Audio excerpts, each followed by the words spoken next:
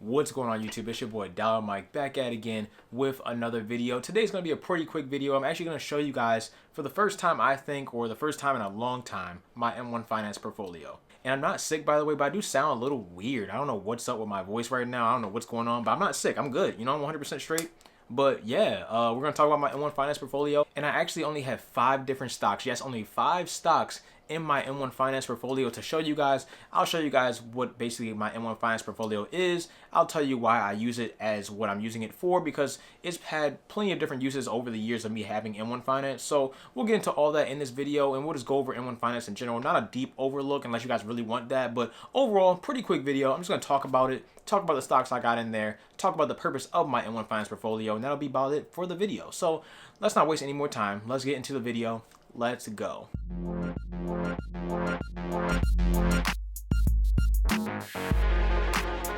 Of course, if you guys haven't seen me before, my name is Dollar Mike. I make videos all about personal finance here on YouTube. So that means investing money, saving money, budgeting, credit cards. My dog over there, she's doing whatever. But anyway, anything personal finance related, money related, I kind of got you covered on this channel. So sit back, relax, be interested in all that kind of good stuff. Make sure you drop a like on the video if you're enjoying what you see here, the content that I provide on the channel. Also, if you like any of my other content on the channel, go ahead and make sure you subscribe. Lastly, check out my links down below because they'll get you some free stocks and some free other stuff basically linked down below for free for you. So just check out all those links. They'll be linked down below. And if you sign up with M1 Finance, you'll get a free $10. Besides that, let's get into it. So first things first, what's the actual purpose of my M1 Finance portfolio? If you guys don't know, M1 Finance basically allows you to invest in the stock market, and they allow you to do that basically in an automated way. So I can just go ahead and set up a portfolio in M1 Finance, and whatever money I push to M1 Finance will automatically be invested for me. I don't have to go in and buy individual stocks or ETFs or bonds or whatever I want to buy on M1 Finance. So it's really cool. So it's basically just automated investing. You can take a more active approach to it, but for me personally, I use it as an automated investing tool. But I also use investing apps like Webull, like Robinhood, like Acorns, like Doe. I use all these different investing apps for different purposes, and M1 Finance is no different. For M1 Finance in particular, I use it as my emergency fund. Now, some of you might say the whole point of an emergency fund is to actually have the money in case of emergency. So if I need to go take that money out immediately or just in a decent amount of time, I can't really do that if it's actually stuck in an investment. And to be honest, you're absolutely right. So if I wanted to actually go to a bank or something and take money out of my M1 Finance account, I couldn't do that. I would have to actually go on the M1 Finance app, go ahead and sell whatever I need to sell to take the money out, and then wait for that money to transfer to my bank account. Overall, this whole process might take about a week, and you know, I don't know what could happen because an emergency fund is for an emergency. So why do I actually have it stored in an investment account instead of having it stored in a savings account? With the pandemic going on outside, you're not really getting any high interest savings accounts right now. The best high interest savings account I would say, which isn't really the best, but it's just one of my favorite savings account right now, is Yada Savings. And that's actually where I had my emergency fund stored previously. So make sure you go watch my Yada Savings videos and know why that's basically the best savings account you can get right now. But regardless, that's where I had it stored previously. But I wanted to separate my emergency fund from my actual regular savings, and that's basically me separating it. I'm putting my emergency fund to M1 Finance and my regular savings to Yada Savings. So since I'm not really touching my emergency fund basically ever, and even in the event of an emergency, I'll probably just go to my savings account first before I really go to my emergency fund. It just makes more sense for me personally just to have that stored in an investing account. So that way, as long as it actually beats out inflation every single year, I really don't care what the yield is on it. Overall, no savings accounts right now can basically beat out the yield, so it doesn't really make much sense for me to have it stored in a savings account. So that's my main reason. But you might also argue to me that, well, Mike, if you put your emergency fund in an investment account, you have a higher risk of losing a lot more money, and that way all the money that you put in your emergency fund, if the stocks go down, then you would obviously lose money. You would lose value on your emergency fund money, and then when an emergency pops up, you don't have enough to support your actual emergency. And once again, you're absolutely correct, and that's why these 5 stocks that I have in my emergency fund, I feel as though are just pretty solid stocks, and overall they'll go up and down in the market because that's what the market does. But overall, in the long term, I see all these stocks being way more than what they are today. So overall, that's why I have those stocks in there, and we'll just jump into my emergency fund right now, and I can show you exactly what those 5 stocks are. So let's get into my M1 Finance portfolio. So you guys know the deal. We're going to go ahead and open up M1, the M1 app, the M1 Finance app, sign in with Face ID, and we are in. And you can see my portfolio value on M1 Finance right now is $2,540.61. And my overall gain with it is about 85%, which actually isn't correct because I just moved money out, put money in. So overall, I only had this money sitting in here for nearly nearly a month now. I would say about a month now. So this is my real game right now, basically, which is about $40. So I actually ended up putting $2,500 in. That was my $2,500 that I moved from my Yada savings to my emergency fund on M1 Finance. And as you can see below that, you can see the 5 stocks that I have my money invested in. Each one of these stocks takes up 20% of my overall portfolio, so that'll equal up to 100%, obviously. So that's 20% for Waste Management, that's 20% for Google, that's 20% for Visa, that's 20% for Apple, and that's 20% for Nike. Over the past month, which is roughly how long I've had this money in my account, you can see I'm up 8% on Waste Management, I'm up about 3% on Alphabet or Google, I'm up about 2% on Visa, and I'm down about 3% on Apple, and I'm also down about 1.5%, a little bit over 1.5% on Nike. But overall, the total gain since I put my $2,500 in here is about $40.47 or 3.76%.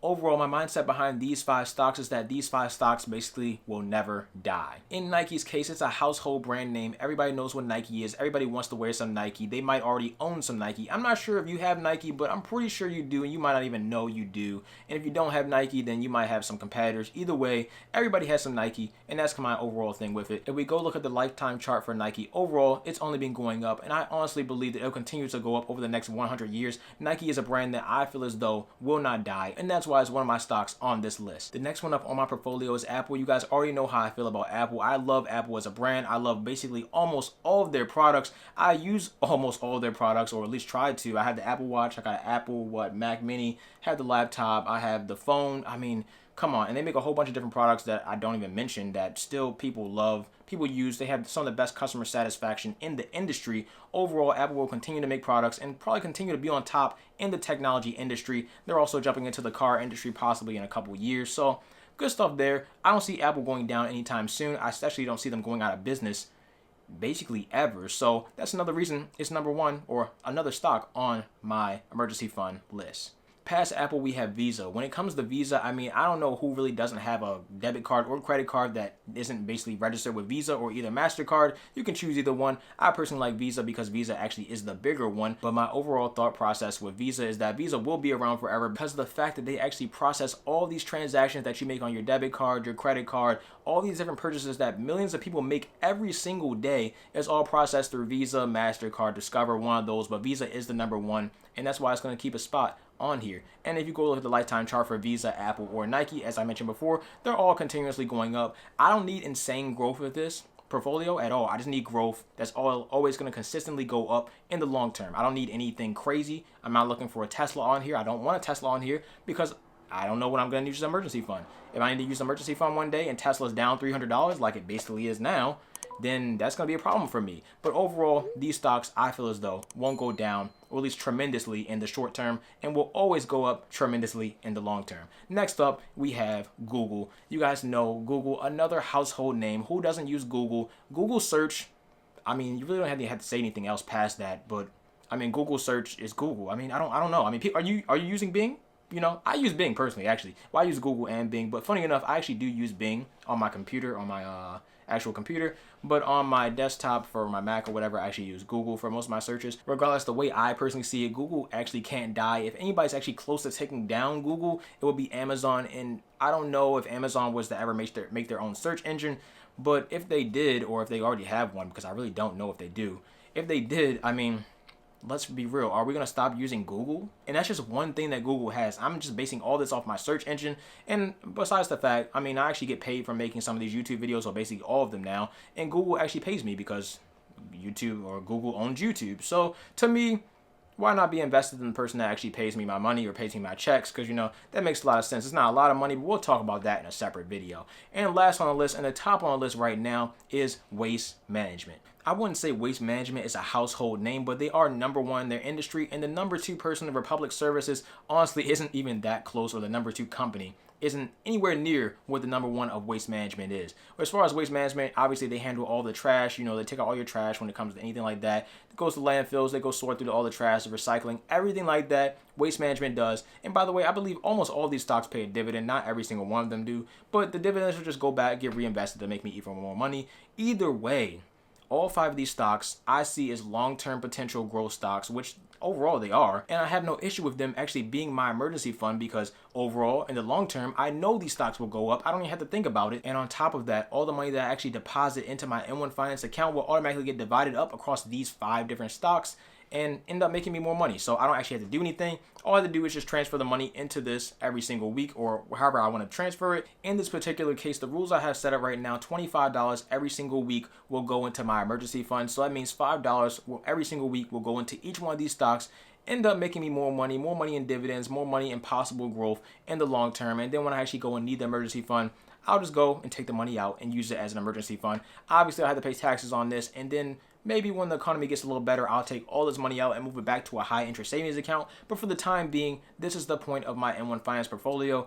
I was looking for a solid point to use it over, 4 or 5 months now, but I finally have a solid purpose for it. So here it is. It's my emergency fund. So if you want to invest and use your emergency fund as an investing tool, then you can do that. That's what I'm doing right here. Or you can store it in a savings account. It's more liquid. You can get to it like a lot easier, but you don't really make that much interest on it. So, it's hand in hand. More risk involved with this, more gains involved with this, less risk involved with a savings account. But if this stays the way it is for years, then, which is not changing too much recently, especially with the whole laws and stuff going on right now, then you probably won't be making any interest on your money having the $2,500 or $20,000 or whatever amount of money you have in your emergency fund sitting in there over the next couple weeks, months, years, or even decades. So to me, this seems like a better long-term goal for me, and that's why it's sitting here. So yeah, that's kind of it.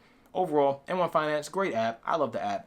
You can make your pie anything you want it to be. If you guys didn't know, this is actually called a pie. You can make it anything you want it to be. You can make it be 20 stocks, 100 stocks, whatever you want it to be. Well, I think 100 stocks is actually the max because each one will be only 1%. So yeah, 100 stocks is the max you can have on here. But yeah, you get the point. 1% each stock if you want to do it like that. Up to you. I personally wouldn't do that. I don't think that's that smart, but you can do whatever you want. You can make the pie set up whatever you want. And if you want a full-blown breakdown of M1 Finance, then we can do that as well. Just drop it down in the comment section below. But that is it. That is overall my M1 Finance portfolio. That's my 5 stocks in it. And that's why I use all 5 of those stocks. And overall, I think they're pretty solid. So as always, let me know what you think down in the comment section below. Let me know if you use M1 Finance. What's your portfolio looking like on M1 Finance? What's the purpose of your M1 Finance portfolio? Is it just for general investing? Is it for dividend investing? Is it for an emergency fund? Is it for a savings account? Let me know down in the comment section below. Anything like that. Also, anything you'd like me to make videos on, let me know down in the comment section below. And if you like this video, obviously make sure you hit a like button on it. Make sure you subscribe to see more content like this. Thank you for all the support as always, because I really do appreciate it. And that's kind of it for this video. If you have anything else, drop it down in the comment section below. But I think I'm personally good. I'm working on a nice video right now. I've been shooting a lot of B-roll. So I'll just hope it turns out great. We'll see what happens. But yeah, I hope you guys enjoyed. Either way, when that comes up, you'll know when it comes out. You'll know when it comes out. It's not like my regular videos. So you'll know when it comes out. Yeah. We'll leave it at that. So thank you as always for watching. I'm out. Dollar Mike. Peace.